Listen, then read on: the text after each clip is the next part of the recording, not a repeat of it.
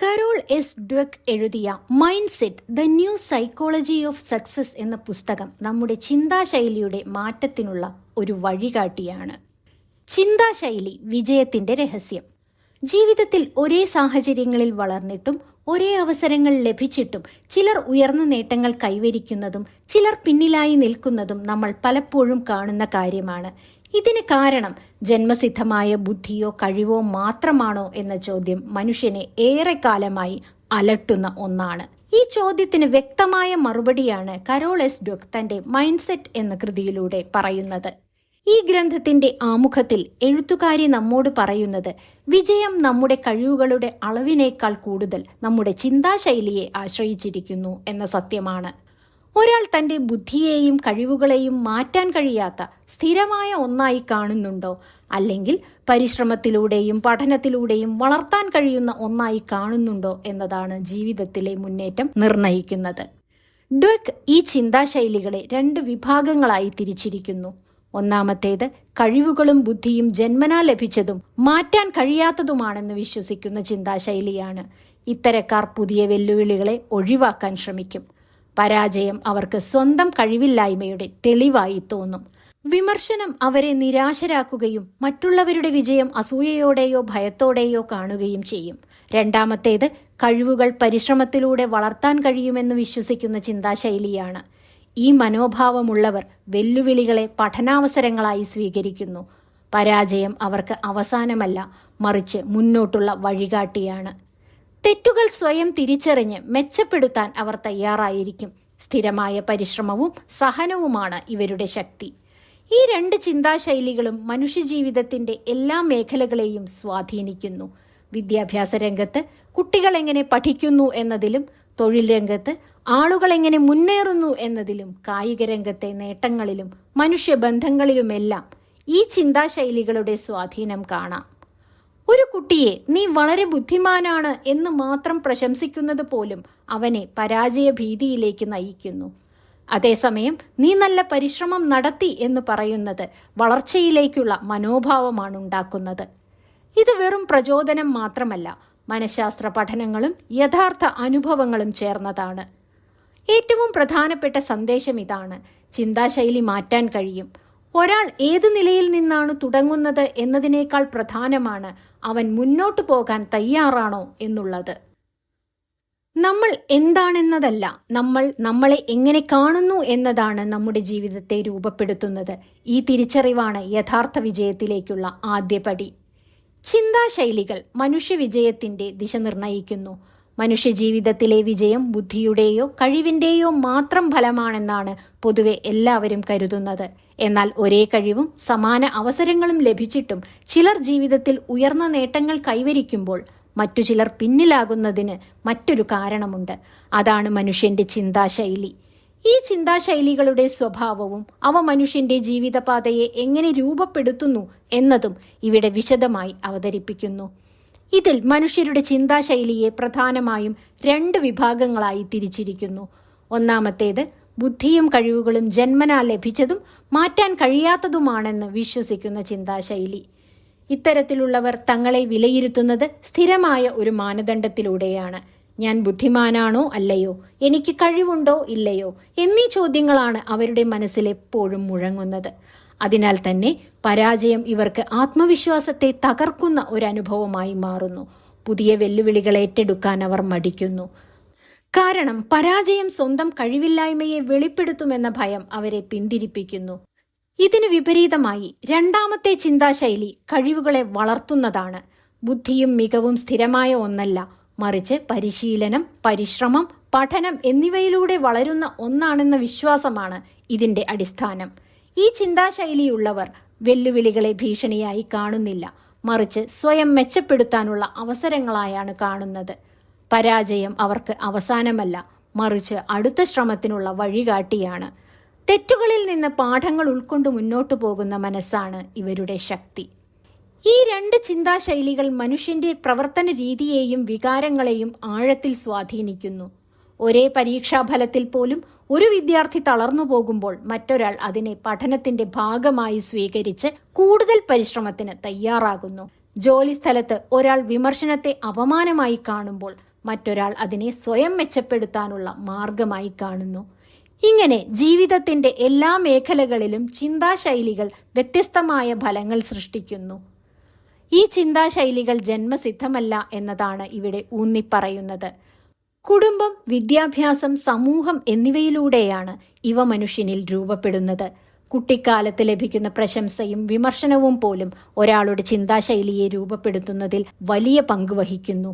കഴിവിനേക്കാൾ പരിശ്രമത്തെ വിലമതിക്കുന്ന സമീപനമാണ് വളർച്ചയിലേക്കുള്ള ചിന്താശൈലിയെ ശക്തിപ്പെടുത്തുന്നത്. ഏറ്റവും പ്രധാന സന്ദേശം ഇതാണ്: അവന്റെ കഴിവുകൾ മാത്രമല്ല മനുഷ്യന്റെ ഭാവി നിർണയിക്കുന്നത്, അവയെക്കുറിച്ച് അവൻ സ്വീകരിക്കുന്ന ചിന്താശൈലിയാണ് ജീവിതത്തിന്റെ ദിശ നിശ്ചയിക്കുന്നത്. ഈ തിരിച്ചറിവാണ് വ്യക്തിഗത വളർച്ചയ്ക്കും യഥാർത്ഥ വിജയത്തിനും അടിത്തറയാകുന്നത്. ചിന്താശൈലികളുടെ ഉള്ളറകളിലേക്ക്, മനസ്സിന്റെ ആഴങ്ങളിലെ ഘടനയുടെ വ്യത്യാസങ്ങൾ. മനുഷ്യന്റെ പ്രവർത്തനങ്ങളെ നിയന്ത്രിക്കുന്നത് പുറമേ കാണുന്ന പെരുമാറ്റമല്ല, മറിച്ച് മനസ്സിനുള്ളിൽ പ്രവർത്തിക്കുന്ന ചിന്താരീതികളാണ്. ഈ ചിന്താരീതികളുടെ ആന്തരിക സ്വഭാവം വിശദമായി വിശകലനം ചെയ്യുകയാണിവിടെ. ഒരാൾ എങ്ങനെ ചിന്തിക്കുന്നു, പരാജയത്തോടെങ്ങനെ പ്രതികരിക്കുന്നു, വിജയം എങ്ങനെ കാണുന്നു എന്നതിന്റെ പിന്നിൽ പ്രവർത്തിക്കുന്ന മനസ്സിന്റെ ഘടനയാണ് ഈ സാഹചര്യത്തിലെ കേന്ദ്ര വിഷയം. കഴിവുകളും ബുദ്ധിയും സ്ഥിരമാണെന്ന വിശ്വാസമുള്ള ചിന്താശൈലിയുള്ളവർ മനസ്സിൽ എപ്പോഴും സ്വയം തെളിയിക്കാനുള്ള ഒരു സമ്മർദ്ദത്തിലായിരിക്കും. അവർ ഓരോ പ്രവർത്തനത്തെയും ഒരു പരീക്ഷയായി കാണുന്നു.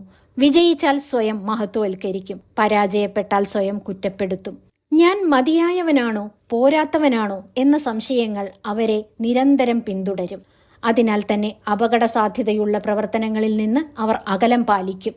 സുരക്ഷിതമായ വഴികളാണ് അവർ തിരഞ്ഞെടുക്കുന്നത്. കാരണം പരാജയം അവരുടെ മൂല്യത്തെ തന്നെ തകർക്കുമെന്ന ഭയം അവരെ അലട്ടുന്നു.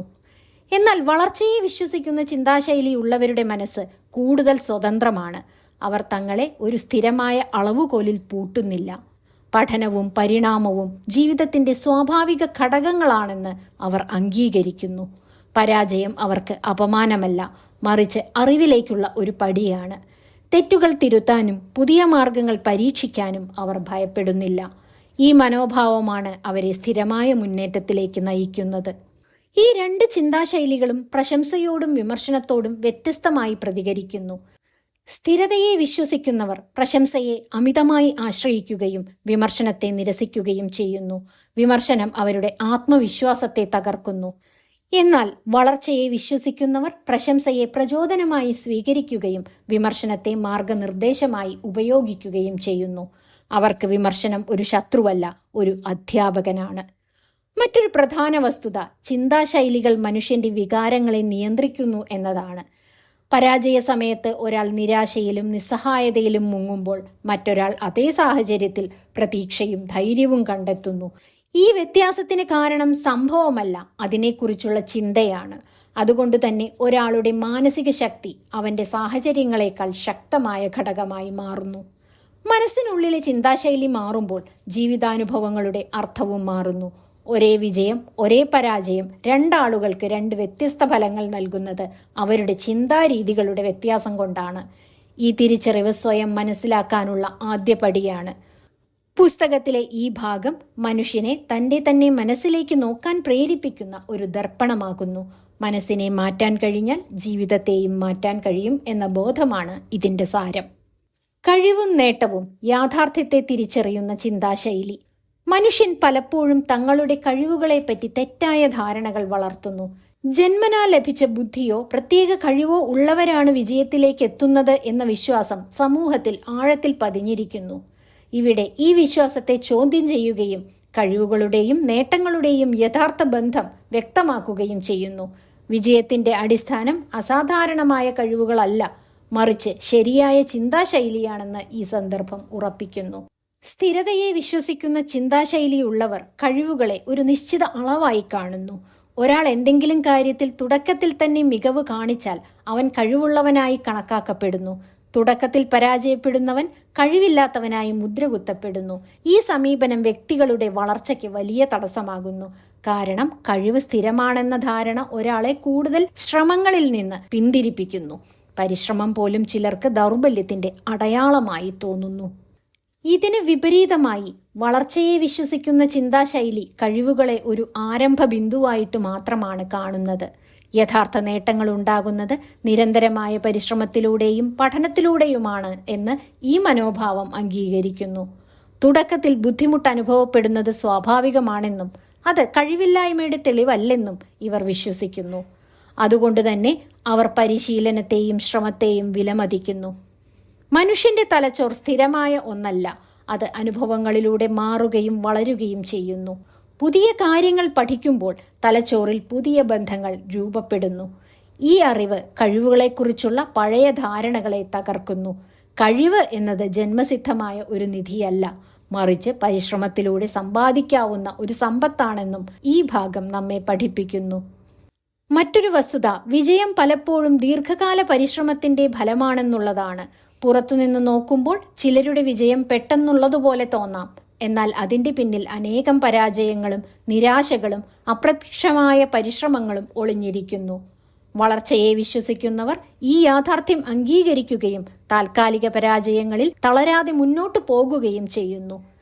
ഈ ഭാഗം നമ്മെ ഓർമ്മിപ്പിക്കുന്നതിതാണ്: കഴിവുകളും നേട്ടങ്ങളും തമ്മിലുള്ള ബന്ധം നമ്മൾ കരുതുന്നതിലും ആഴത്തിലുള്ളതാണ്. കഴിവുകൾ തുടക്കമാണ്, നേട്ടങ്ങൾ യാത്രയുടെ ഫലമാണ്. ശരിയായ ചിന്താശൈലി ഉള്ളവർക്ക് മാത്രമാണ് ഈ യാത്ര തുടരാൻ കഴിയുന്നത്. അതുകൊണ്ടുതന്നെ യഥാർത്ഥ വിജയം ജന്മസിദ്ധമായ മികവിന്റെ തെളിവല്ല, മറിച്ച് നിരന്തരമായ പരിശ്രമത്തിന്റെയും വളർച്ചാ മനോഭാവത്തിന്റെയും പ്രതിഫലനമാണ്. കായിക രംഗവും ചിന്താശൈലിയും വിജയത്തെ വിലമതിക്കുന്ന സമീപനം. കായിക രംഗം മനുഷ്യന്റെ ശാരീരിക ശേഷിയുടെ പരീക്ഷണ ഭൂമി എന്നതിലുപരി അവന്റെ മനസ്സിന്റെ ശക്തി കൂടി തെളിയിക്കുന്ന വേദിയാണ്. ഒരേ പരിശീലന സൗകര്യങ്ങളും സമാന കഴിവുകളും ഉണ്ടായിട്ടും ചില കായിക താരങ്ങൾ വിജയത്തിന്റെ ഉച്ചകോടിയിലെത്തുമ്പോൾ മറ്റു ചിലർ ഒതുങ്ങിപ്പോകുന്നത് എന്തുകൊണ്ടാണ് എന്ന ചോദ്യത്തിന് ഉത്തരം നൽകുകയാണിവിടെ. ഈ സാഹചര്യത്തിൽ കായിക വിജയത്തിന്റെയും ചിന്താശൈലിയുടെയും ബന്ധം വിശദമായി അവതരിപ്പിക്കുന്നു. സ്ഥിരതയെ വിശ്വസിക്കുന്ന ചിന്താശൈലിയുള്ള കായിക താരങ്ങൾ സ്വന്തം കഴിവുകളെ തന്നെ അവരുടെ പരിമിതിയായി കാണുന്നു. ജയിച്ചാൽ അവർ തങ്ങളെ മഹത്തായവരായി കണക്കാക്കുന്നു. തോറ്റാൽ സ്വന്തം മൂല്യം തന്നെ നഷ്ടപ്പെട്ടുവെന്ന് അവർ കരുതുന്നു. പരാജയം അവരുടെ കഴിവില്ലായ്മയുടെ തെളിവായി സ്വയം കരുതുന്നു. അതുകൊണ്ട് അപകട സാധ്യതയുള്ള മത്സരങ്ങളിൽ നിന്നും പുതിയ പരിശീലന രീതികളിൽ നിന്നും അവർ അകലം പാലിക്കുന്നു. തങ്ങളുടെ മികവ് സംരക്ഷിക്കാനുള്ള ആഗ്രഹം അവരെ വളർച്ചയിൽ നിന്ന് പിന്തിരിപ്പിക്കുന്നു.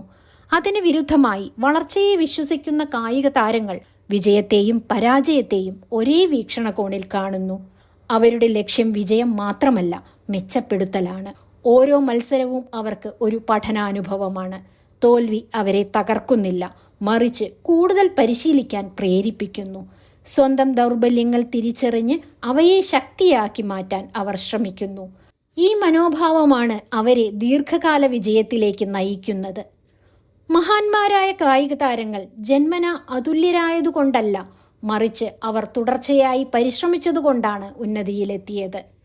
പരാജയങ്ങളും പരിക്കുകളും വിമർശനങ്ങളും അവരെ തളർത്തിയില്ല, മറിച്ച് കൂടുതൽ ശക്തരാക്കി. കഠിന പരിശീലനം അവർക്കൊരു ശിക്ഷയല്ല, മറിച്ച് വിജയത്തിലേക്കുള്ള വഴിയായിരുന്നു. ഇവിടെ പരിശീലകരുടെയും അധ്യാപകരുടെയും പങ്കിനെക്കുറിച്ചും സംസാരിക്കുന്നു. വിജയത്തെ മാത്രം മഹത്വവൽക്കരിക്കുന്ന സമീപനം കായിക താരങ്ങളിൽ പരാജയഭീതിയും സമ്മർദ്ദവും സൃഷ്ടിക്കുന്നു. അതിനു പകരം പരിശ്രമത്തെയും മുന്നേറ്റത്തെയും വിലമതിക്കുന്ന സമീപനം വളർച്ചയിലേക്കുള്ള ചിന്താശൈലി വളർത്തുന്നു. ഒരു കായിക താരത്തിന്റെ മനസ്സിൽ ഞാൻ എത്ര മികച്ചവനാണ് എന്ന ചോദ്യത്തിനേക്കാൾ എനിക്ക് എങ്ങനെ മെച്ചപ്പെടാം എന്ന ചോദ്യമാണ് ശക്തമായിരിക്കേണ്ടത്. ഇവിടെ നമ്മെ ഓർമ്മിപ്പിക്കുന്ന ആശയം ഇതാണ്: കായിക വിജയം ശരീരത്തിന്റെ കഴിവ് മാത്രമല്ല, മനസ്സിന്റെ ശക്തി കൂടിയാണ്. ശരിയായ ചിന്താശൈലി ഉള്ളവർക്ക് മാത്രമാണ് പരാജയങ്ങളെ അതിജീവിച്ച് ഉന്നതിയിലെത്താൻ കഴിയുന്നത്.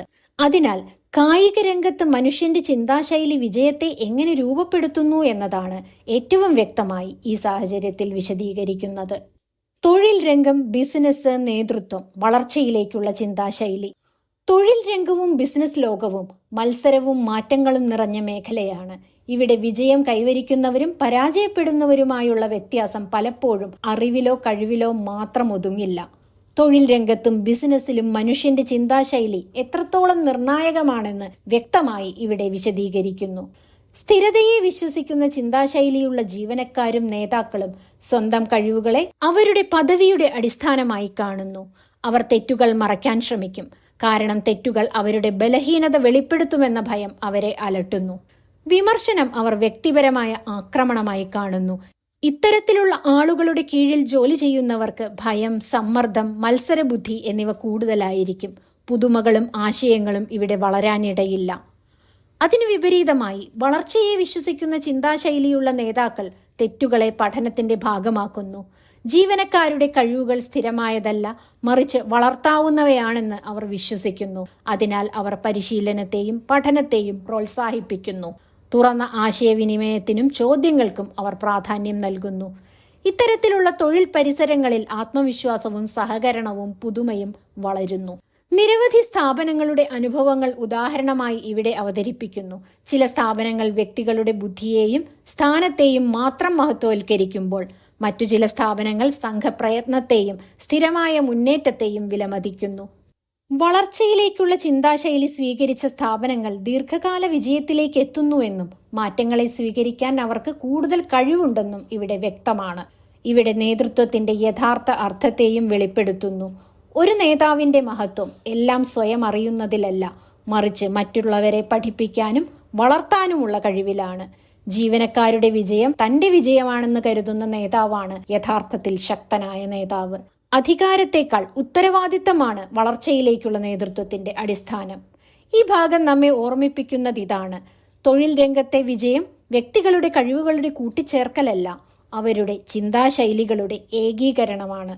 വളർച്ചയെ പ്രോത്സാഹിപ്പിക്കുന്ന മനോഭാവം ഉള്ളിടത്ത് മാത്രമാണ് പുതുമയും പുരോഗതിയും നിലനിൽക്കുന്നത്. അതിനാൽ ബിസിനസ്സിലും തൊഴിൽ രംഗത്തും ദീർഘകാല വിജയം നേടണമെങ്കിൽ ശരിയായ ചിന്താശൈലി വളർത്തുന്നതിന് മുൻഗണന നൽകേണ്ടതുണ്ട്.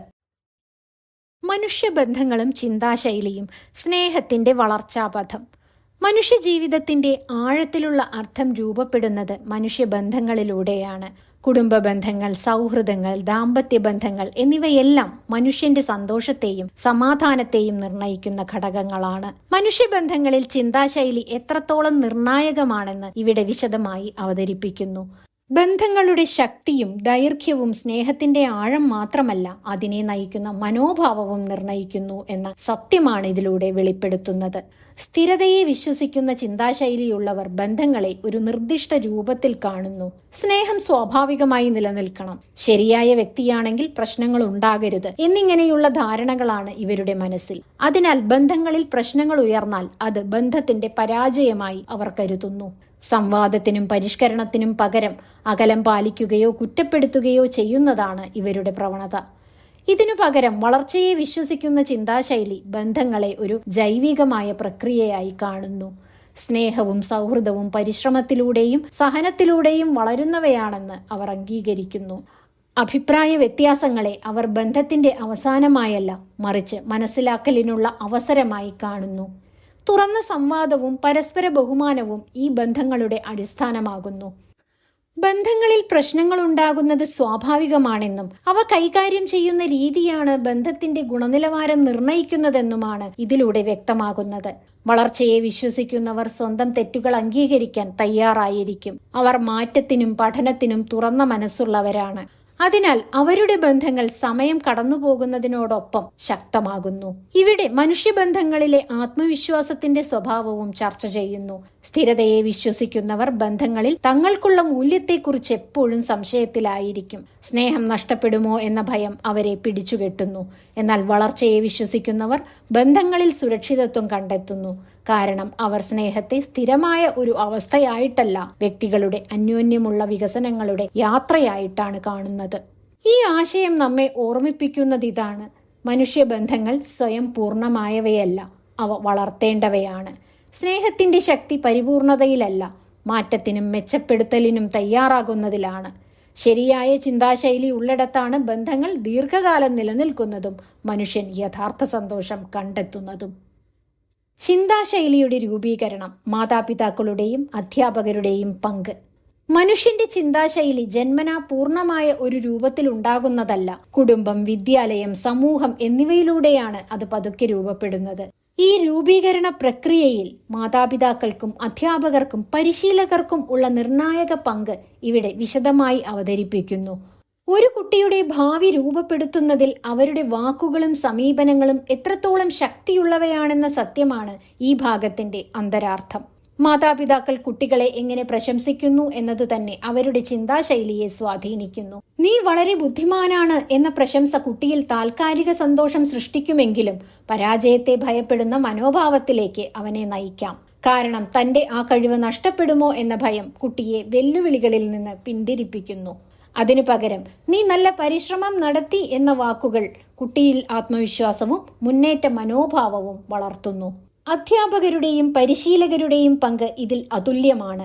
പരീക്ഷാ ഫലങ്ങൾക്കും വിജയങ്ങൾക്കും മാത്രം പ്രാധാന്യം നൽകുന്ന വിദ്യാഭ്യാസ രീതികൾ കുട്ടികളിൽ സ്ഥിരതയെ വിശ്വസിക്കുന്ന ചിന്താശൈലി വളർത്താൻ സാധ്യതയുണ്ട്. എന്നാൽ പഠന പ്രക്രിയയ്ക്കും പരിശ്രമത്തിനും തെറ്റുകളിൽ നിന്ന് പഠിക്കാനുള്ള അവസരങ്ങൾക്കും വില കൽപ്പിക്കുന്ന അധ്യാപകർ വളർച്ചയിലേക്കുള്ള ചിന്താശൈലി വളർത്തുന്നു. ക്ലാസ് മുറികൾ വെറും അറിവ് കൈമാറുന്ന ഇടങ്ങളല്ല, മറിച്ച് മനോഭാവങ്ങൾ രൂപപ്പെടുന്ന ഇടങ്ങളാണ് എന്ന ബോധ്യമാണിത് നൽകുന്നത്. പരിശീലകർ കുട്ടികളോടും യുവാക്കളോടും സ്വീകരിക്കുന്ന സമീപനവും അവരുടെ ചിന്താശൈലിയെ സ്വാധീനിക്കുന്നു. വിജയത്തെ മാത്രം ലക്ഷ്യമാക്കി സമ്മർദ്ദം ചെലുത്തുന്ന പരിശീലനം ഭയവും ആത്മവിശ്വാസക്കുറവും സൃഷ്ടിക്കുന്നു. അതേസമയം പരിശീലനത്തെയും മുന്നേറ്റത്തെയും വിലമതിക്കുന്ന സമീപനം കുട്ടികളിൽ സഹനവും ധൈര്യവും വളർത്തുന്നു. തോൽവി ഒരു പാഠമാണെന്നും അതിൽ നിന്നാണ് ശക്തി പിറക്കുന്നതെന്നും പഠിപ്പിക്കുന്ന പരിശീലകരാണ് യഥാർത്ഥത്തിൽ വ്യക്തികളെ വളർത്തുന്നത്. ഇവിടെ ഒരു പ്രധാന മുന്നറിയിപ്പ് കൂടി നൽകുന്നുണ്ട്. നല്ല ഉദ്ദേശത്തോടെയുള്ള വാക്കുകൾ പോലും ചിലപ്പോൾ തെറ്റായ ഫലങ്ങൾ സൃഷ്ടിക്കാം. അമിത പ്രശംസയും അമിത വിമർശനവും ഒരുപോലെ കുട്ടിയുടെ വളർച്ചയെ തടസ്സപ്പെടുത്തും. അതിനാൽ കുട്ടികളെ വിലയിരുത്തുമ്പോൾ അവരെ ഒരു സ്ഥിരമായ അളവുകോലിൽ പൂട്ടാതെ വളർച്ചയുടെ വഴിയിൽ നയിക്കുകയാണ് വേണ്ടത്. ഇതിലൂടെ നമ്മെ ഓർമ്മിപ്പിക്കുന്നത് ഇതാണ്: ഒരു തലമുറയുടെ ഭാവി രൂപപ്പെടുത്തുന്നത് മറ്റൊരു തലമുറയുടെ വാക്കുകളിലൂടെയും പ്രവൃത്തികളിലൂടെയുമാണ്. മാതാപിതാക്കളും അധ്യാപകരും പരിശീലകരും വളർച്ചയെ വിശ്വസിക്കുന്ന ചിന്താശൈലി കുട്ടികളിൽ വളർത്തുകയാണെങ്കിൽ അവർക്ക് പരാജയത്തെ അതിജീവിച്ച് ജീവിതത്തിൽ മുന്നേറാൻ കഴിയും. അതുകൊണ്ടുതന്നെ ചിന്താശൈലി രൂപപ്പെടുത്തുന്നവർക്കുള്ള ഉത്തരവാദിത്വം വളരെ വലുതാണ്. ചിന്താശൈലി മാറ്റം, വളർച്ചയെ സ്വീകരിക്കുന്ന മാനസികത. മനുഷ്യന്റെ ജീവിതത്തിലെ വിജയവും പരാജയവും അവന്റെ ചിന്താശൈലിയാൽ നിശ്ചയിക്കപ്പെടുന്നു. ഇവിടെ നമ്മെ ചിന്താശൈലി മാറ്റാനുള്ള പ്രക്രിയയിലേക്ക് നയിക്കുന്നു.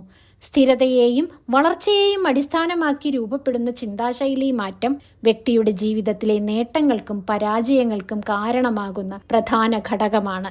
സ്ഥിരതയെ വിശ്വസിക്കുന്നവർ ചിന്താശൈലി മാറ്റം കുറച്ചുകൂടി പ്രയാസകരമെന്ന് കരുതുന്നു. ഞാൻ എന്നാൽ ഇത് മാത്രമാണ് എന്ന നിലപാടിൽ അവർ കുരുങ്ങിക്കിടക്കുന്നു. അവരുടെ മനസ്സിൽ പരാജയം ഒറ്റത്തവണ സംഭവിച്ചാൽ അത് സ്വന്തം കഴിവില്ലായ്മയെന്ന തിരിച്ചറിവായി മാറുന്നു. ഈ രീതിയിലൂടെയാണ് പലരും മികച്ച കഴിവും അവസരങ്ങളും ലഭിച്ചിട്ടും പിന്നിലേക്ക് പോകുന്നത്. വളർച്ചയിലേക്കുള്ള ചിന്താശൈലിയുള്ളവർ മനസ്സും കഴിവും പരിശീലനത്തിലൂടെയും അറിവിലൂടെയും വളരുന്നവയാണെന്നാണ് വിശ്വസിക്കുന്നത്. അതിനാൽ പരാജയം അവസാനമല്ല, മറിച്ച് പുതിയ പഠനത്തിൻ്റെയും പരീക്ഷണത്തിൻ്റെയും തുടക്കം മാത്രമാണ്. തെറ്റുകളിൽ നിന്ന് പാഠങ്ങൾ ഉൾക്കൊണ്ട് വ്യക്തി തൻ്റെ കഴിവുകളെ മെച്ചപ്പെടുത്താൻ ശ്രമിക്കുന്നു. ഈ പ്രക്രിയയെ ചിന്താശൈലി മാറ്റം എന്ന് വിശേഷിപ്പിക്കുന്നു. കുറച്ച് ഉദാഹരണങ്ങളിലൂടെ വ്യത്യസ്ത സമീപനങ്ങളുടെ ഫലങ്ങൾ വ്യക്തമാക്കുന്നു. ചില വിദ്യാർത്ഥികൾ, കായിക താരങ്ങൾ, ജോലിസ്ഥലത്തെ തൊഴിലാളികൾ എന്നിവരെക്കുറിച്ചുള്ള പഠനങ്ങൾ കാണിക്കുന്നു.